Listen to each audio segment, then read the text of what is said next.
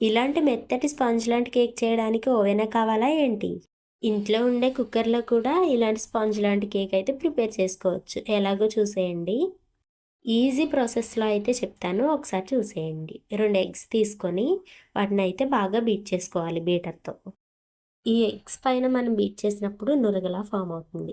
ఎంత ఎక్కువ ఫామ్ అయితే అంత పర్ఫెక్ట్‌గా మనకి కేక్ అయితే వస్తుంది. మనం ఎంతసేపు అయినా చేయొచ్చు. ఈ నురగ ఫామ్ అయ్యే వరకు బీట్ చేసుకుంటూ ఉండాలి. ఇలా మొత్తం ఫామ్ అయిన తర్వాత నేను వీడియోలో చూపిస్తున్నా చూడండి. ఇలా నురగలా ఫామ్ అయిన తర్వాత మనం ఇందులో ఒక హాఫ్ కప్ ఆయిల్ అయితే వేసుకోవాలి.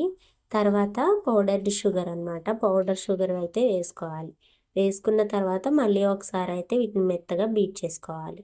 ఇవి కూడా బీట్ చేసుకున్న తర్వాత స్ట్రెయినర్ పెట్టుకొని ఒక కప్పు మైదా పిండి, హాఫ్ స్పూన్ వంట సోడా, అలాగే హాఫ్ స్పూన్ బేకింగ్ సోడా కూడా వేసుకోవాలి.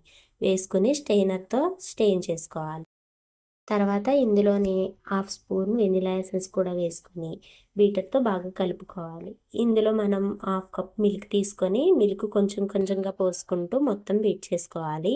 ఇలా స్ట్రెయినర్‌తో మొత్తం బీట్ చేసుకుంటూ ఉంటే కన్సిస్టెన్సీ అనేది కేక్ బ్యాటర్ ఎలా అయితే ఉంటుందో చూపిస్తున్నాను చూడండి. ఇలా కన్సిస్టెన్సీ వచ్చే వరకు పాలు పోసుకుంటూ ఈ బీటర్‌తో అయితే బీట్ చేసుకోవాలి. బీట్ చేసుకున్న తర్వాత ఒక గిన్నె తీసుకొని ఆయిల్ అప్లై చేసి ఇదే మైదా పిండితో అయితే డస్టింగ్ చేసుకోవాలి. ఇలా డస్టింగ్ చేసుకుంటే మనం కేక్ తీసేటప్పుడు పర్ఫెక్ట్‌గా వస్తుంది.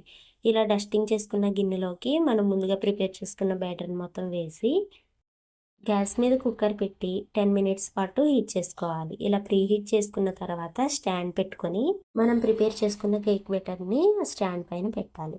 పెట్టిన తర్వాత క్లోజ్ చేసి ఒక 25-30 మినిట్స్‌లో కేక్ అనేది రెడీ అయిపోతుంది. ఇలా స్పూన్ తీసుకొని గుచ్చి చూస్తే కేక్ అనేది పర్ఫెక్ట్‌గా రెడీ అయిందో లేదో తెలుస్తుంది. తర్వాత పక్కన పెట్టుకొని బాగా చల్లారిన తర్వాత మాత్రమే మనం కేక్ అనేది ఇలా ప్లేట్‌లోకి తీసుకోవాలి. చూడండి ఒకసారి కేక్ అనేది ఎంత పర్ఫెక్ట్‌గా వచ్చిందో. కుక్కర్‌లో చేసినా, ఓవెన్‌లో చేసిన దానికంటే ఇంకా పర్ఫెక్ట్‌గా వచ్చింది. అనేది కూల్ అయిన తర్వాత ఇలా ప్లేట్‌లోకి తీసుకొని కట్ చేస్తున్నా చూడండి ఎంత పర్ఫెక్ట్‌గా వచ్చిందో చేసుకోవచ్చు. వీడియో ఇంతవరకు ఎలానో చూసారు. నచ్చితే చిన్న లైక్, షేర్ అండ్ సబ్స్క్రైబ్ చేసి సపోర్ట్ చేయొచ్చుగా. ఉంటాను మరి. నెక్స్ట్ వీడియోలో కలుద్దామా. బాయ్.